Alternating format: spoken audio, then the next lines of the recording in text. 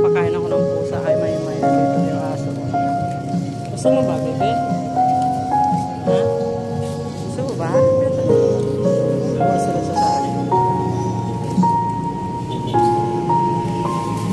Gusto na ikaw, bebe ko, mahal? Ay, kawawa naman. Gutom na siguro. Gutom ikaw, baby. Ay, gutom.